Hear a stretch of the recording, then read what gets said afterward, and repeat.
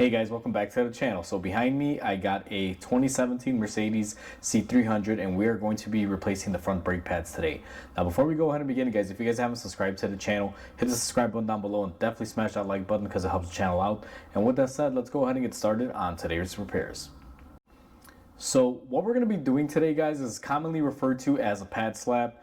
The customer just simply wants to put brake pads on this car and not touch the rotor, so that's what we're going to be doing. Now, I would normally like to cut the rotor or replace the rotor. To be quite honest with you, I prefer to just replace them, but these do cost quite a bit of money, and that is why the customer just simply wants me to put on the pads. So that's what we're going to be doing per customer request.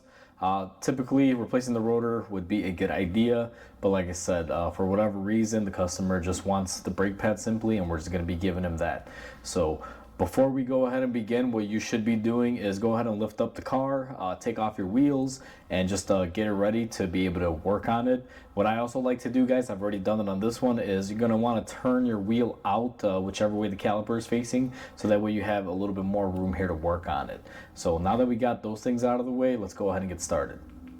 So we are looking at our caliper, guys, and since we are only doing the brake pads, all we have to do is simply lift up our caliper and slide it upward and get it out of the way.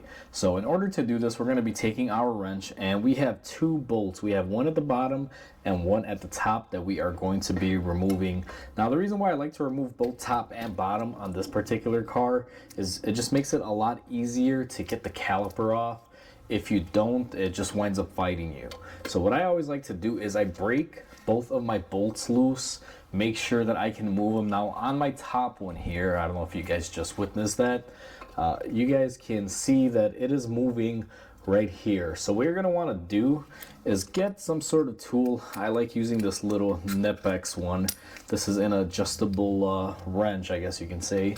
And I'm going to grab this and then take my wrench and go ahead and break this free just to get it loose. This top bolt is probably going to be stuck on there pretty good, because most people, when they're replacing the brakes, they're not really moving this top one, and these bolts do come with Loctite on them, and that will kind of gum it up over the years. So it's not uncommon to have to hold the inner part. As you guys can see, there is a cutout here. It looks like a bolt, so you can grab it with something like that.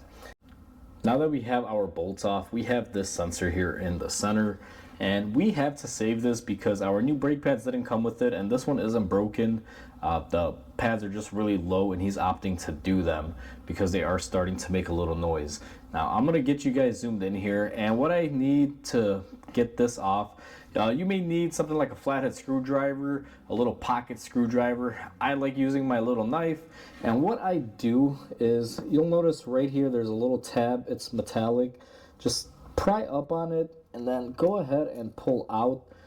That is the release. You'll see it's just like a little piece of metal, and I don't know how well the camera can pick it up, but you see it moving right there.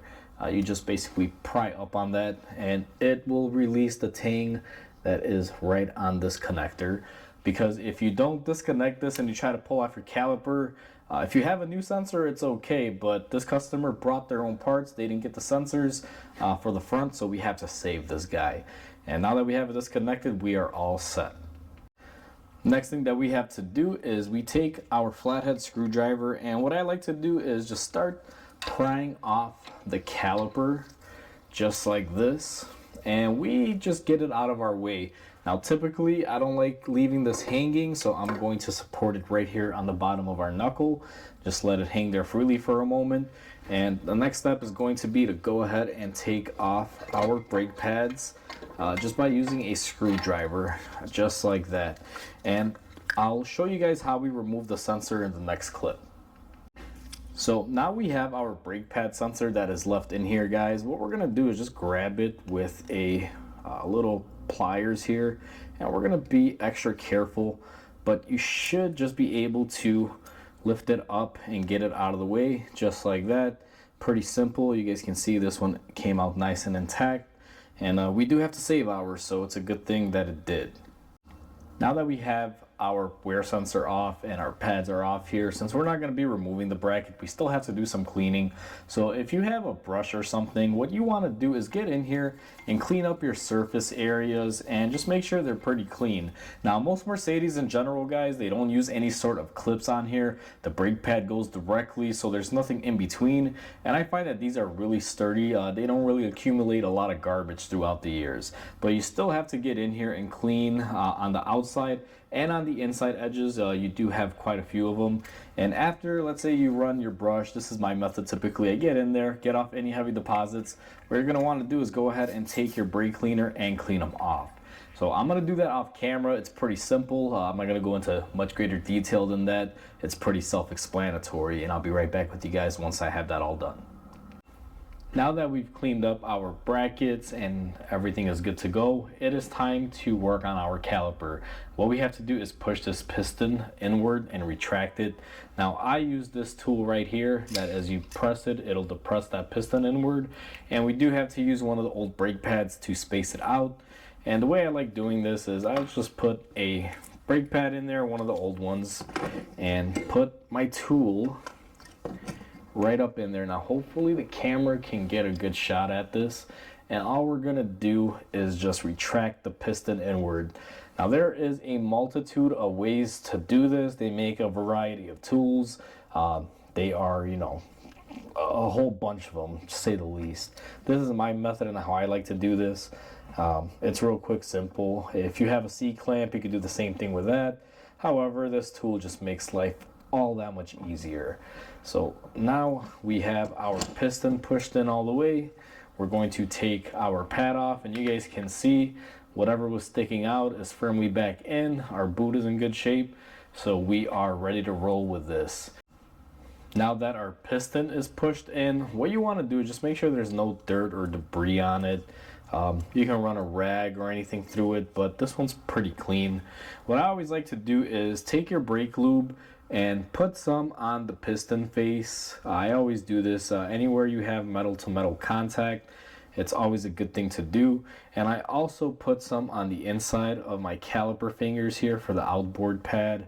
It's very crucial thing here, because sometimes any areas where you'll have metal to metal contact, there may be some noise, and I'm trying to do this without blocking the camera.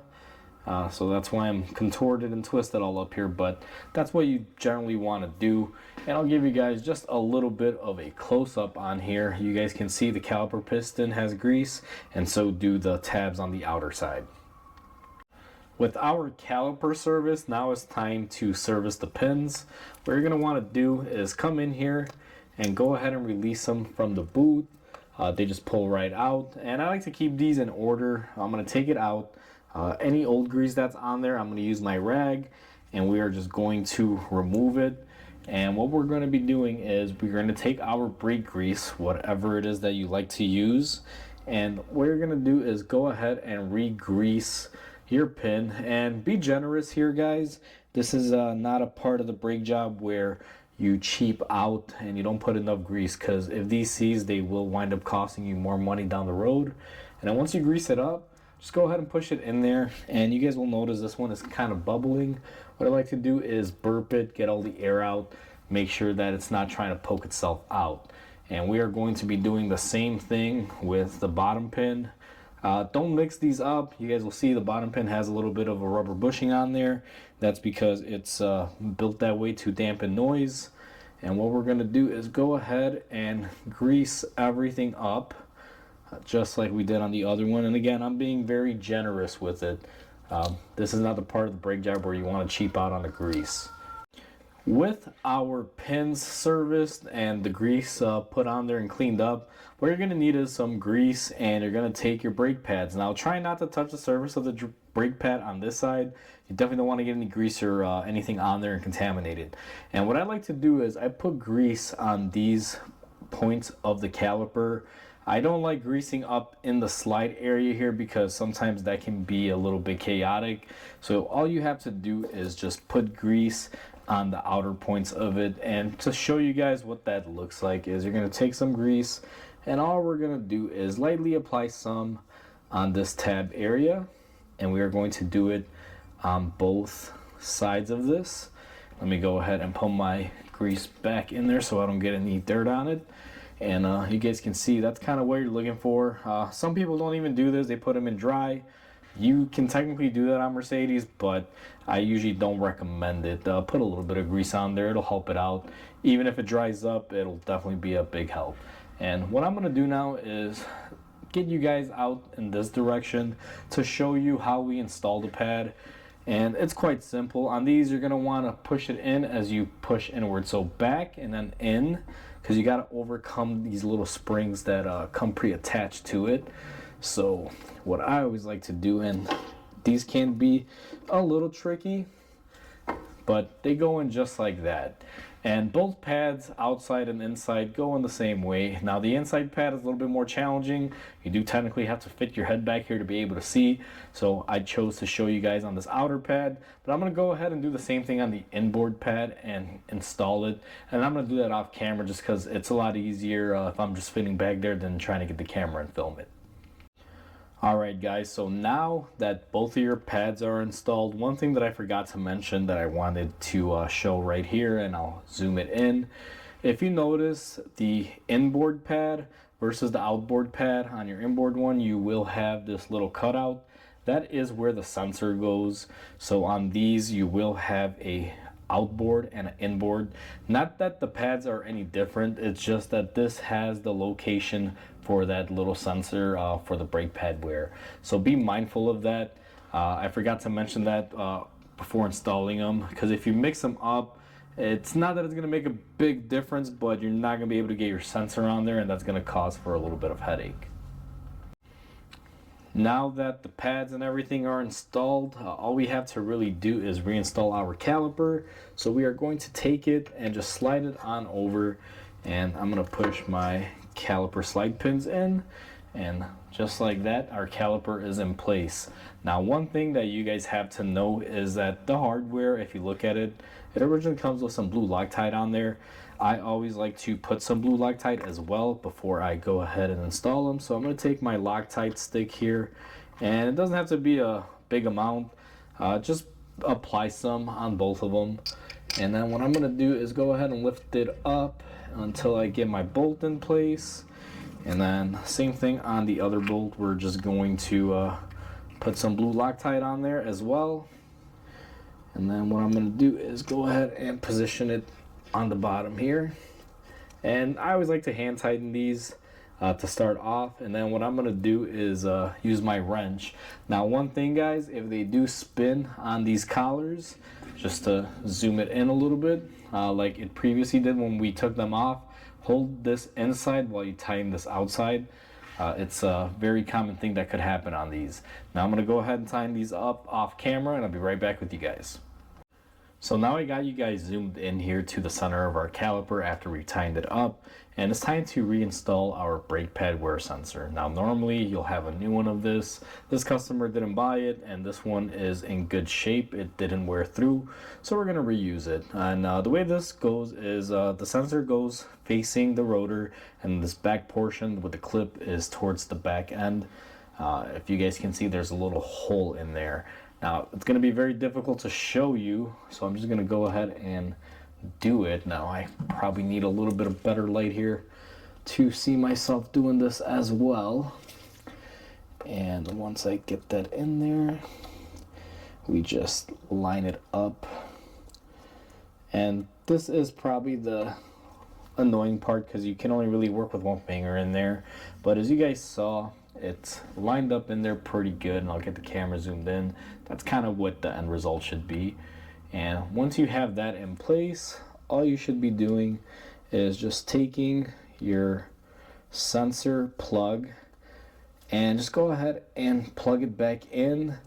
Make sure it snaps into place, and what I like to do is I'll pull out on it just to make sure it's locked in, which it is.